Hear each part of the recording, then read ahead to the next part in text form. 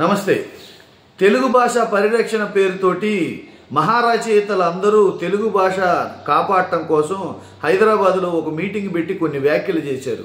అయ్యా పండితులారా, పెద్దలారా, తెలుగు భాష పరిరక్షకులారా, మీకు కొన్ని సూటి ప్రశ్నలు. ప్రైవేట్ స్కూళ్లలో, కార్పొరేట్ స్కూళ్లలో తల్లిదండ్రులకి ఇంగ్లీష్ రాకపోతే పిల్లల్ని చేర్చుకోలేని పరిస్థితి. అట్లనే పిల్లలు స్కూళ్లలో పొరపాటున తెలుగు మాట్లాడితే బెంచీల మీద నిలబెట్టి, ఎండలో నిలబెట్టి పనిష్మెంట్లు ఇచ్చే పరిస్థితి. మీ మనవలు మనమరాళ్ళు ఎక్కడ చదువుతున్నారు? ఏ భాషలో చదువుతున్నారు?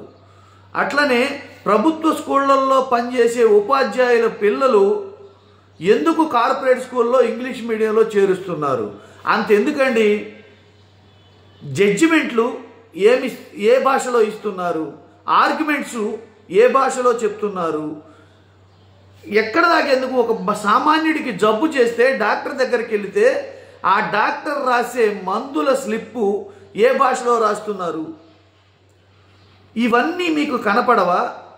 కేవలం పేద ప్రజల బ్రతుకులు, పేద ప్రజల పిల్లలు ప్రభుత్వ పాఠశాలలు, గురుకుల పాఠశాలలు, ఎందుకంటే వాళ్ళకి తల్లిదండ్రులు కూడా సక్రమంగా ఉండరు కదా, వాళ్ళకి డబ్బులు లేవు కదా, వాళ్ళు పేదవాళ్ళు కదా, వాళ్ళ మీద మీ అస్త్రాలు ప్రయోగించేసి మీరేదో గొప్పవాళ్ళు, మేధావులు అనుకుంటున్నారేమో. ఎందుకయ్యా?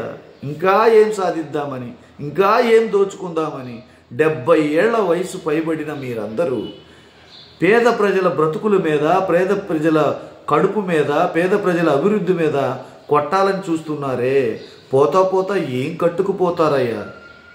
6 అడుగుల గోతిలో పెట్టారు, లేదా కాల్చి బూడిద చేస్తారు. ఆలోచించండి అయ్యా. దుర్మార్గ పనులు ఈ వయసులోనైనా చెయ్యకండి అయ్యా.